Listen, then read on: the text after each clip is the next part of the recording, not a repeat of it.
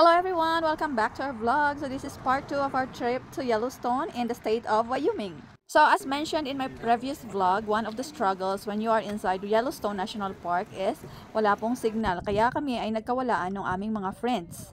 Since Midway Geyser Basin is the first in our list sa aming itinerary, nag-decide kami na aking family na mag-stop dito. This is where you will find the Grand Prismatic Spring, one of the most visited areas inside Yellowstone.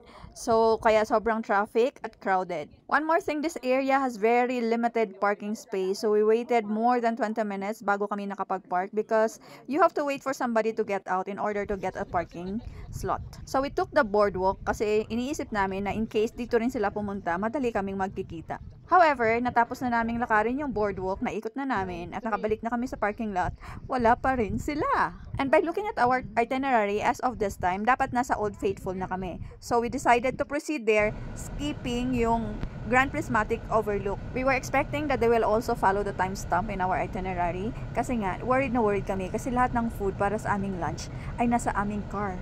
Along the way, syempre iniisip namin sana hindi nila ma-miss yung sign, sana hindi sila maligaw kasi nga first time nila dito sa Yellowstone, whereas kami, second time na namin. And of course, worried kami sa mga kids na baka gutom na sila kasi lunchtime na by this time.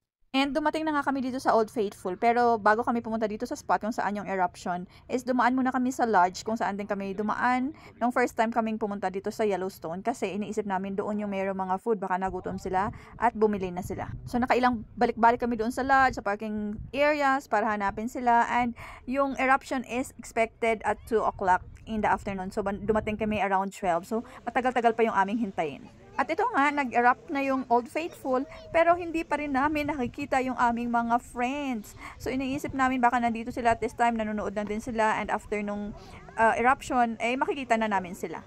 So, natapos na yung eruption, nag-alisa na yung mga tao, pero hindi talaga namin nakita yung aming mga friends.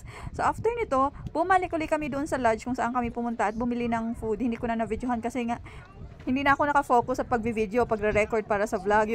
Yung attention namin talaga is yung mahanap sila. So nakabili na kami ng food, ice cream lang naman para sa mga kids kasi nga sobrang init. Pero hindi pa rin namin sila nakikita. So nagstay pa kami sa parking lot, kumain kami saglit. At sabi namin last chance na talaga ito. Kailangan naming isa-isahin yung mga cars na nasa parking lot. At baka makita namin yung car nila na nakapark. So ayun nga, nakita din namin sila finally. Oh my goodness, hindi namin na videohan sa sobrang excited na nagkita-kita uli kami after almost 3 hours na nagkawala. So ngayon na dahil nagkita-kita na, tuloy na uli ang ligaya. So nag-quick stop kami dito sa Kepler Cascade Waterfall.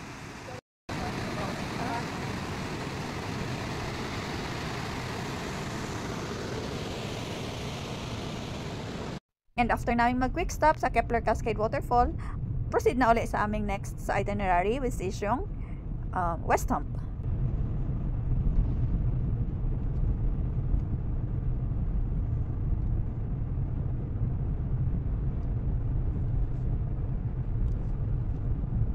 So, inikot lang namin yung boardwalk at dahil mabilis naman yung mga bagets, in less than 30 minutes, tapos na namin yung area. So, I'll have a separate video of the West Hump area para hindi na masyadong mahaba itong video na ito.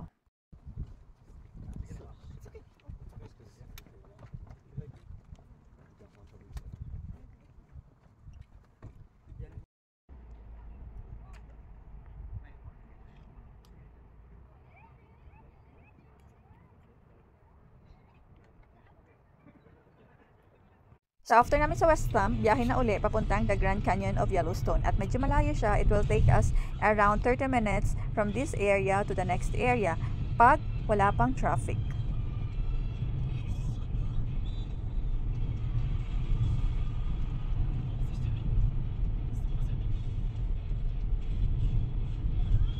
Another scenic area from West Hump to the Grand Canyon of Yellowstone. You know what we could do? So you know how like what do you call this? Daniel doesn't have the club ready yet, and we'll start having like flex time. And along the way, nadaanan naman itong herd of bisons, kaya medyo ma-traffic kasi syempre lahat ng visitors gusto din naman kumuha ng pictures or videos. Nah, bro, that is crazy. Bro, those bisons are eyeing. Oh my god.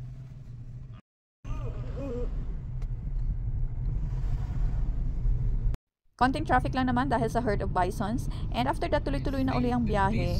And by the way, itong area na ito is hindi namin ito napuntahan the first time that we visited Yellowstone National Park. And dahil nga walang signal, wala tayong Google Map, kaya nagre-rely lang kami sa physical map na binigay sa amin sa main entrance or sa west entrance na pumasok kami. Kung saan nakalagay din naman kung ilang miles from one area to another area. So, ine-estimate lang namin yung travel time. And here we are, we have finally reached the Grand Canyon of Yellowstone. Ito yung view, very majestic. I forgot what's the name of this area, pero hindi pa ito yung Artist Point. So from here, kailangan pa naming mag-travel ng 5 minutes papuntang Artist Point.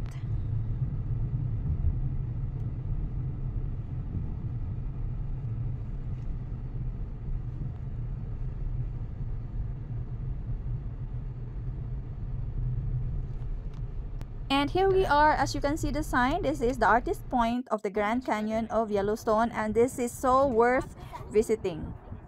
So quick stop lang rin kami dito right after namin mag-picture-picture and then videos. Nag-decide kami na umalis na rin, at along the way is maghahanap na kami ng picnic area para mag-dinner kasi it's around 6 o'clock na, and it's 2 hours drive from here to our Airbnb. Kaya mas gusto namin na yung nakakain na yung mga bata para pagdating is magpahinga na lang. Hindi na kami may stress kakatawag sa kanila para kumain.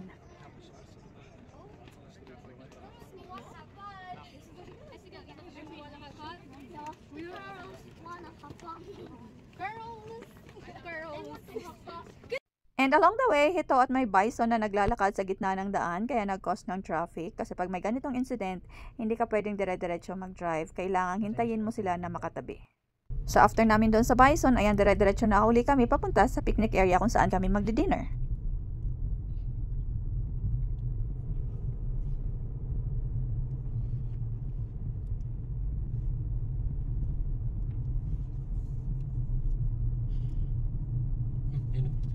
At ito yung picnic area na nakita namin, medyo secluded siya, malayo siya sa main road, kaya tahimik.